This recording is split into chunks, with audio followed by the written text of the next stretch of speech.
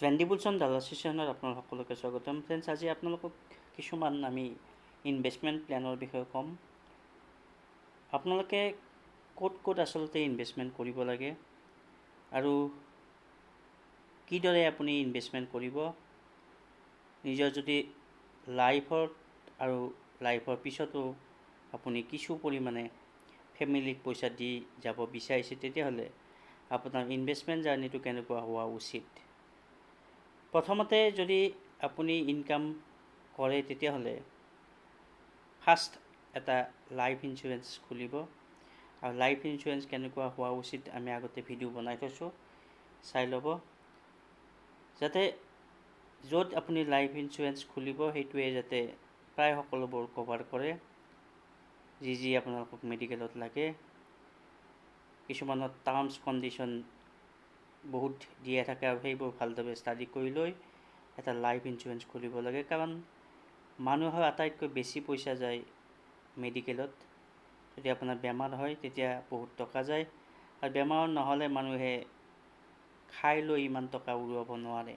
গতিকে বেমাৰ হ'লে যাতে আপুনি লাইফ ইঞ্চুৰেঞ্চৰ পৰা পইচা পায়, তাৰ কাৰণে এটলিষ্ট 5 to 10 লাখ কভাৰ হোৱাকৈ এটা ইঞ্চুৰেঞ্চ খুলিব লাগে। মিনিমাম কৈছোঁ দেই, আপোনালোকৰ হিচাপত যিমান পাৰে সিমান খুলিব পাৰে।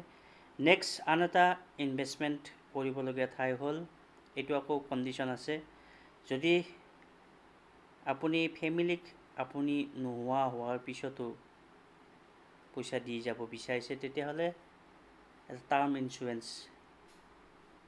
লাইফ কভাৰেজ থকা খুলিব লাগে। কাৰণ আপুনি নথকাৰ পিছত আপোনাৰ ফেমিলিটো যাতে ৰাস্তাত আহিবলগীয়া নহয়, তাৰ ফলত আপুনি এটা টাৰ্ম ইঞ্চুৰেঞ্চ খুলিব পাৰে, যাতে আপুনি মৰাৰ পিছত আপোনাৰ ফেমিলিয়ে তাৰ বেনিফিট ল'ব পাৰে।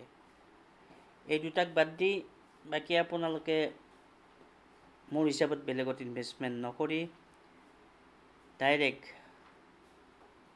এতিয়াৰ দিনত মিউচুৱেল ফাণ্ড আৰু ষ্টক মাৰ্কেট তাত কৰিব পাৰে। বাকীবোৰত প্ৰায় আপুনি যি প্ৰফিট পাব সেইটো ইনফ্লেশ্যনক বাদ দিয়াৰ পিছত একোৱেই নাথাকে। গতিকে সেইবোৰ বাদ দি এই দুটা কৰি, এই ভিডিঅ'টোত আমি আপোনালোকক দুটা ফৰ্মুলাৰ কথা ক'ম, কেনেদৰে আপোনাৰ ইনভেষ্টমেণ্ট জাৰ্নিটো কেনেকুৱা হোৱা উচিত। সকলোৱে জানে যে ইনভেষ্টমেণ্ট এজনে কৰিব তেতিয়া সদায় যিটো ইনকাম কৰে তাৰ পৰা এক্সপেন্স মাইনাছ কৰাৰ পিছত যিখিনি থাকি যায় সেইখিনিয়ে ইনভেষ্টমেণ্ট কৰা দেখা যায়। গতিকে এইটো ফাণ্ডামেণ্টেল ফৰ্মুলা ইনভেষ্টমেণ্টৰ। কিন্তু এই ফৰ্মুলাটোত যদি আজিও আপোনালোকে কাম কৰে, তেতিয়াহ'লে বহুতখিনি পইচা কম সময়ত আপুনি বনাব নোৱাৰিব। গতিকে মই ভাবিছোঁ যে আপোনালোকক এটা এই ফৰ্মুলাটো মডিফাইড ভাৰ্চন দিওঁ, আৰু এই মডিফাইড ভাৰ্চনটোৰো কিন্তু টাৰ্ম এণ্ড কণ্ডিশ্যন আছে। যেতিয়া আপুনি ইনকাম যি কৰে তাৰ পৰা এক্সপেন্স খৰচ কৰাৰ পিছত যিখিনি থাকি যায় সেইখিনি ইনভেষ্টমেণ্ট কৰে, তেতিয়াহ'লে আপোনাৰ সদায় যিটো ইনভেষ্টমেণ্ট এমাউণ্ট সেইটো সৰু হ'ব। আৰু এইটো এভইড কৰাৰ কাৰণে আপোনালোকে কি কৰিব পাৰে, ইনকাম যিমান কৰিব তাৰ পৰা প্ৰথমতেই প্লেন কৰি ল'ব যে আপুনি ক'ত ইনভেষ্ট কৰিব। মিউচুৱেল ফাণ্ডেই হওক, ষ্টকেই হওক, বা লাইফ ইঞ্চুৰেঞ্চতে হওক, বা মেডিকেল হেল্থ ইঞ্চুৰেঞ্চতে হওক। এই গোটেইখিনি প্লেনিং আপোনাৰ হাতত আগতে থাকিব লাগিব।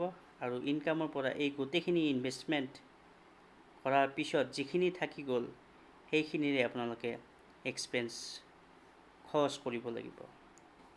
তো এইখিনিতে হয়তো বহুতে ভাবিব এইটো ইম্পচিবল। হয়, এইটো ইম্পচিবল, কাৰণ খৰচ যদি আগতে নকৰে তেতিয়াহ'লে ইনভেষ্টমেণ্ট আগতে কৰি দিয়াৰ পিছত খাব কি? হয়তো ফেমিলিয়ে গালি দিব, ল'ৰা ছোৱালীয়ে গালি দিব। গতিকে এইটো ইম্পচিবল কথা। গতিকে হয়তো বহুতৰ কাৰণে সম্ভৱ নহ'ব। তো এইখিনিতে আপোনালোকক কৈছোঁ, এইটো সম্ভৱ। আপুনি যদি ভাবে লং টাৰ্ম তেতিয়াহ'লে নহয়, আৰু যদি আপুনি ভাবে শ্বৰ্ট টাৰ্ম তেতিয়াহ'লে এইটো সম্ভৱ হয়। ধৰক আপোনাৰ নেক্সট 3 মাহত কোনো ডাঙৰ খৰচ নাই, একো কৰিবলগীয়া খৰচ বিয়াই হওক বা কিছু গাড়ীয়ে হওক বা মাটিয়ে হওক সম্পত্তি হওক কিবা কৰিবলগীয়া নাই, কিন্তু আপোনাৰ হাতত পইচা আহি আছে। গতিকে নেক্সট 3 মাহৰ কাৰণে আপোনালোকে এই শ্বৰ্ট টাৰ্ম প্লেনিংটো কৰিব পাৰে। যিখিনি কৰিলে সেইখিনিৰ পৰা, যিখিনি ইনকাম কৰিলে সেইখিনিৰ পৰা ইনভেষ্টমেণ্টটো কৰক, তাৰপিছত থাকি যোৱাখিনি এক্সপেঞ্চ কৰক। কিন্তু যদি নেক্সট 3 মাহ বা 4 মাহৰ পিছতে আপোনাৰ ডাঙৰ ইনভেষ্টমেণ্ট কৰিবলগীয়া নাই আৰু আপোনাৰ বিয়া নাই বা সম্পত্তি কৰিবলগীয়া নাই, তেতিয়াহ'লে আপুনি সেই সময়ত কৰি ইনভেষ্টমেণ্ট কৰক আৰু বাকীখিনি থাকি যোৱাখিনি এক্সপেঞ্চ কৰক। কিন্তু আপোনাৰ যদি ইমিডিয়েটলি কিবা এটা ডাঙৰ খৰচ আছে, এক্সপেঞ্চ আছে, তেতিয়াহ'লে এই ফৰ্মুলাটো সেই সময়ত ইমপ্লিমেণ্ট কৰিব নোৱাৰে। তেতিয়াহ'লে এই ফাণ্ডামেণ্টেল ফৰ্মুলা ইউজ কৰক। মানে মই কৈছোঁ যে মাজে মাজে এইটো শ্বিফ্ট কৰক আৰু মাজে মাজে এইটো কৰক। যেতিয়া আপোনাৰ ইমিডিয়েট খৰচ নাথাকে তেতিয়াহ'লে এইটো ফৰ্মুলা ইউজ কৰক, আৰু যদি আপোনাৰ খৰচ থাকে তেতিয়াহ'লে আপুনি যাওক আনটো ফৰ্মুলা, মানে এইটো ফৰ্মুলাত। খৰচ নাথাকিলে ইমিডিয়েট তেতিয়াহ'লে এইটো, আৰু যদি ইমিডিয়েট খৰচ থাকে তেতিয়াহ'লে এইটো। গতিকে এনেদৰে আপোনালোকে এই দুটা ফৰ্মুলা যদি মাজে মাজে শ্বিফ্ট কৰি থাকে, তেতিয়াহ'লে অতি সোনকালে আপোনাৰ যিটো ইনভেষ্টমেণ্ট কেপিটেল সেইটো বাঢ়ি যাব, আৰু তাৰ ফলত আপোনালোকে লং টাৰ্ম বেনিফিটো পাব। গতিকে আশা কৰিছোঁ ভিডিঅ'টো চাই আপোনালোকে ভাল পাব, আৰু কমেণ্ট কৰি জনাব, আৰু লাইক কৰিবলৈ নাপাহৰিব। ধন্যবাদ।